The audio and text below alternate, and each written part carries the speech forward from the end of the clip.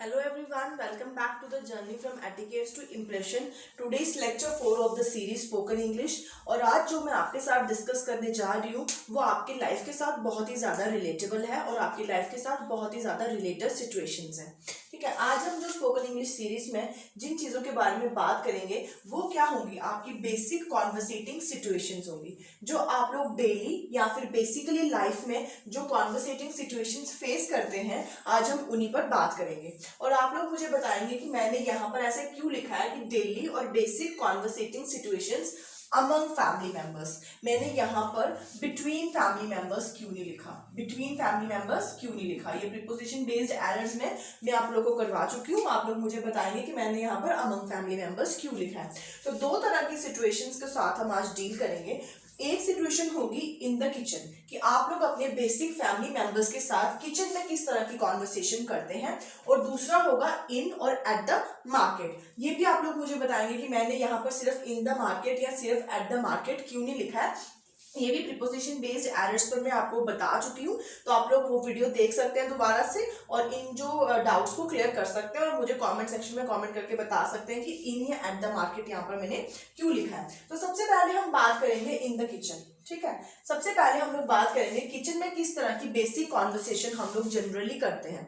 हम लोग जानते हैं कि if you are a student और if you are a working person, we rarely move into the kitchen. हम बहुत ही कम किचन में जाते हैं, rarest of the rare cases होते हैं जब हम लोग किचन की दर्शन जो है वो कर लेते हैं। यूजुअली हमारी मॉम्स जो होती हैं वो किचन में काम कर रही होती हैं। So what we have to do, see if you are a student और if you are a working person और if you are anybody of any age, what you have to do before entering into the kitchen, if you know that your mother or your father or your house domestic help is cooking, अगर आपकी domestic help वहाँ पे cook कर रही है या आपकी मम्मा cook कर रही हैं और इन केसेस आपके ब्रदर्स या आपके फादर्स जो है वो कुक कर रहे हैं, so what you have to do after entering into the kitchen. जैसे आप लोग किचन के अंदर एंटर करते हैं तो आपको किस तरह से उनके साथ कॉन्वर्सेशन बिल्डअप करनी है, वही मैं आज आप लोग के साथ यहाँ पर डिस्कस करूंगी।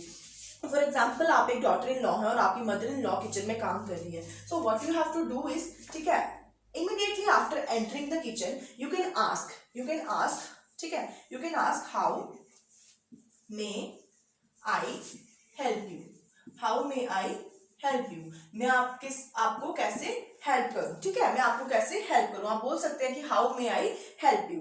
ठीक है, मैं आपकी मदद कैसे करूं।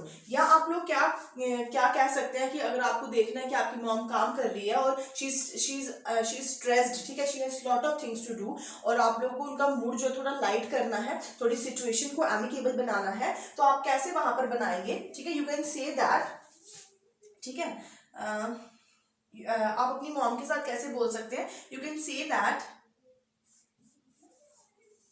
ठीक है, आप लोग बोल सकते हैं अपनी मम्मा को इस तरह से,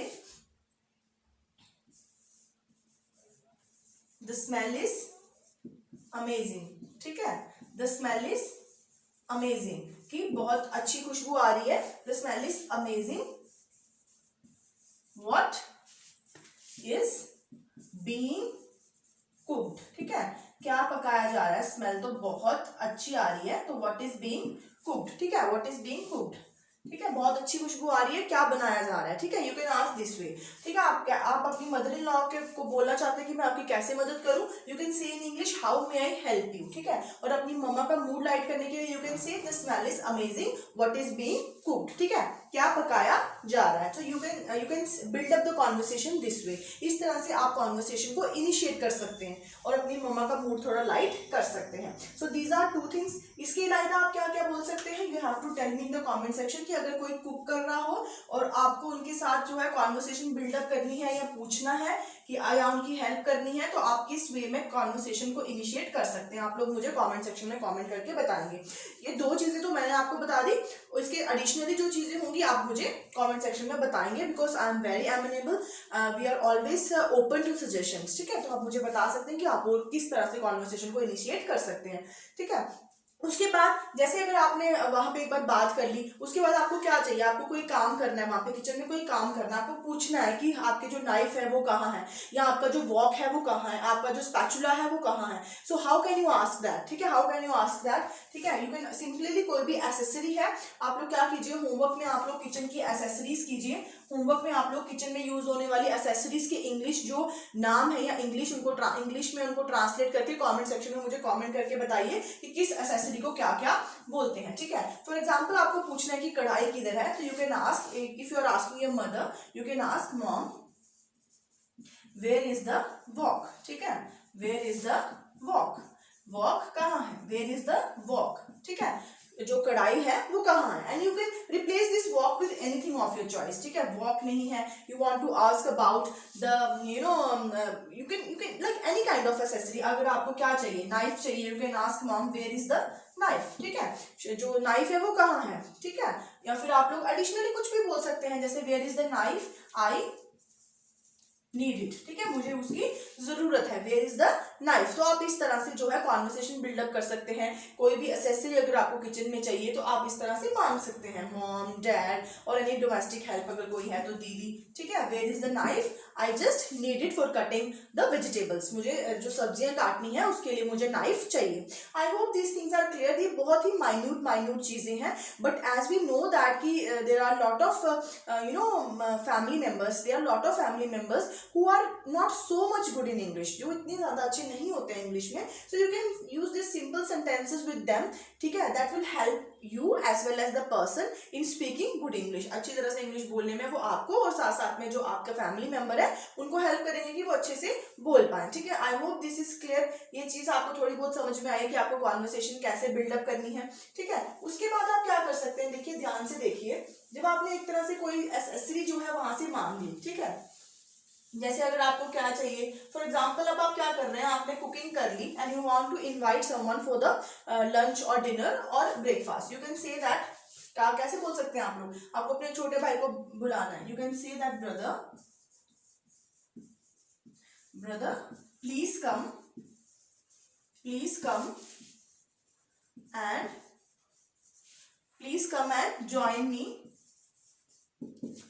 ज्वाइन मी फॉर डिनर, ठीक है। अगर आप डिनर कर रहे हैं, ब्रेकफास्ट कर रहे हैं, जो भी कर रहे हैं, ठीक है, भैया प्लीज आओ और मेरे साथ खाना खाओ, ठीक है, please come and join me for dinner. Dinner की जगह आप ब्रेकफास्ट रखिए, ठीक है, आप लंच रखिए, ठीक है, according to what suits you आप कुछ भी यूज कर सकते हैं। समझ में आ रहा है, आप खाने पे इनवाइट कर रहे हैं तो brother please come and join me for dinner, ठीक है, डिनर के लिए मुझे ज्वाइन कीजिए। उसके बाद भी देख लीजिए आप क्या क्या कर सकते हैं।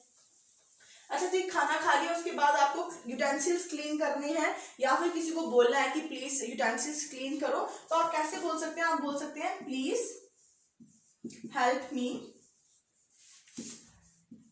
With utensils. इसका मतलब ये नहीं है कि बर्तनों के साथ मुझे मदद करो, ठीक है, बट हम यूजुअली ऐसे ही बोलते हैं कि please help me with utensils, इसका मतलब होगा कि बर्तन साफ करने में मेरी मदद करो। If you are a daughter in law, ठीक है, you can ask your husband और you can ask your mother in law और एनीबडी, योर फ्रेंड और your sister in law, you can ask anybody कि please help me with utensils, मेरे साथ बर्तन साफ करने में मदद करो। और अगर आपको मालूम है कि इसके आगे जो रीजन है वो यही है कि मुझे भी बहुत सारा काम है बाद में, तो you can say that please help me with utensils as I am also stressed up, या I also have lot of work to do, मुझे भी बहुत सारा काम है जो मुझे बाद में करना है, so please help me with utensils, I am also so much stressed up, or you can say that please help me with utensils as I also have lot of work to do after doing the kitchen work complete करने के बाद मुझे अभी बहुत सारा और काम जो है वो है, ठीक है। I hope this is clear। तो ये कुछ मैंने आपको बता दिया कि आपको किचन में किस तरह की इंग्लिश जो है, किचन में किस तरह की इंग्लिश आपको यूज करनी है, मार्केट में आपको किस तरह से करनी है, या मैंने यहाँ पर इन या एट द मार्केट क्यों लिखा है, या आप मुझे बताएंगे कि यहाँ पर इन द मार्केट का क्या मतलब है और एट द मार्केट का क्या मतलब है, ये हम लोग नेक्स्ट वीडियो में करेंगे। बेसिकली आज हम सिर्फ किचन की जो है उस पर फोकस करते हैं कि किचन में हम किस तरह की जो है इंग्लिश जो है हम लोग को यूज करनी है। तो मैंने आपको बता दिया, इन्वाइट करना हो किसी को खाने पे तो कैसे बोलना है, अगर आपको यूटेंसिल साफ करने के लिए मदद चाहिए तो कैसे बोलना है, अगर आपको कोई एसेसरी चाहिए किचन की तो कैसे आपको बात करनी है, या आपको किस तरह से क्या करना है, अगर आपको आपका जो एग्जॉस्ट फैन है उसको ऑन करना है, ठीक है, या चिमनी को ऑन करना है, सो व्हाट यू कैन से, अगर आपको ये चीज चाहिए कि बहुत ज्यादा ह्यूमिडिटी किचन में हो गई है और आपको चाहिए कि कोई आपका एग्जॉस्ट फैन ऑन कर दे, तो आप किस तरह से बोल सकते हैं, please switch on the exhaust fan as I am feeling little humid. I am feeling little humid. ठीक है, I am feeling little humid, इसीलिए क्या कर लो, please switch on the exhaust fan और please switch on the chimney as I am feeling little humid. तो किस तरह से भी आप इस तरह से हेल्प जो है वो किचन में मांग सकते हैं. ठीक है, and if you are a mother, अगर आप एक मदर है, यू वांट योर डॉटर और सन टू हेल्प यू, तो आप कैसे कह सकते हैं, you can say that dear please help me in kitchen work. ठीक है, मेरा किचन के काम में मदद कर दो, please help me in kitchen work. ठीक है, किचन वर्क में मेरा काम कर दो. ठीक है, मेरे साथ हेल्प कर दो किचन वर्क में. And you can study later on, आप बाद में पढ़ सकते हो, please help me a little with the kitchen work. Kitchen work के साथ थोड़ा मेरी मदद कर दो, बाद में पढ़ लेना. ठीक है, if you are mother you can say like that also. ठीक है, उसके बाद मैं आपको बता दूं कि आज आपके लिए लोगोफिलिया सेक्शन में क्या है. लोगोफिलिया सेक्शन में आपके लिए जो फर्स्ट वर्ड है दैट इज यूथनासिया. यूथनासिया होता है मर्सी किलिंग. यूथनासिया क्या होता है, मर्सी किलिंग होती है. जब आप किसी पे दया खाकर उसको मार देते हैं ना, that is known as euthanasia. So you have to make a sentence on each of this word. ठीक है, आफ्टर अंडरस्टैंडिंग दिस वर्ड आपको हर एक वर्ड पे एक सेंटेंस बनाना है. ये आपका होम टास्क भी रहता है और आपको कमेंट सेक्शन में कमेंट करके मुझे बताना है. ठीक है, and bear with me today, I am not so well, लेकिन आप लोगों को जो मैं बताने की कोशिश कर रही हूँ, I hope these things are being cleared. अच्छा, यूथनासिया हो गया, मर्सी किलिंग. डेलिजेंट का जो मतलब होता है, डेलिजेंट का मतलब जो होता है ना, see this word is extremely important from examination point of view. अगर आप कोई भी एग्जाम देने जा रहे हैं, आपको ये वर्ड वहां पे जो है बहुत बार एग्जाम्स में देखने को मिलेगा. एंड इसका मतलब होता है केयरफुल. ठीक है, केयरफुल, या जब भी आप लोग कॉशियस होकर कोई काम करते हैं ना, एक्सट्रीम विद एक्सट्रीम केयर जब आप कोई काम करते हैं, दैट इज नोन एज डेलिजेंट. ठीक है, इंडस्ट्रियस वे में जब आप कोई काम करते हैं, प्रोडक्टिविटी इंक्रीज करने के लिए जब आप कोई काम करते हैं, दैट इज नोन एज डेलिजेंट. इंजेंडर का मतलब होता है आगे बुलाना. ठीक है, कॉल फोर्थ. ठीक है, कॉल फोर्थ, जब आप किसी काम के लिए किसी को बुलाते हैं, that is known as engender. Hapless का मतलब होता है पिटी, विच डिजर्व्स पिटी. पिटी मतलब दया. ठीक है, जिस चीज को के ऊपर दया आती है, that is known as hapless. Cadence का मतलब क्या होता है, मॉड्यूलेशन. मॉड्यूलेशन इन टोन. ठीक है, मॉड्यूलेशन इन टोन, जब आप अपनी टोन में या पिच में थोड़ी सी मॉड्यूलेशन ले आते हैं, कोई चीज एक्सट्रीमली अट्रैक्टिव दिखने के लिए आप लोग जो है उसको थोड़ा सा अच्छे से बोलते हैं. ठीक है, जैसे we can say good morning and we can say good morning also. तो that is known as cadence, जब आप मॉड्यूलेशन ले आते हैं अपनी टोन में. और फैक्टिशियस का मतलब आप मुझे कॉमेंट सेक्शन में कॉमेंट करके बताएंगे दैट व्हाट इज फैक्टिशियस. ठीक है, so this was your lecture for today. और आपको जो टेलीग्राम जो ग्रुप है उसके लिए जो टॉपिक है आज की चैट के लिए वो क्या रहेगा, what are the ways to support the differently abled person. ठीक है, आपको बताना है कि जो डिफरेंटली एबल्ड पर्सन है आप उनको कैसे सपोर्ट कर सकते हैं.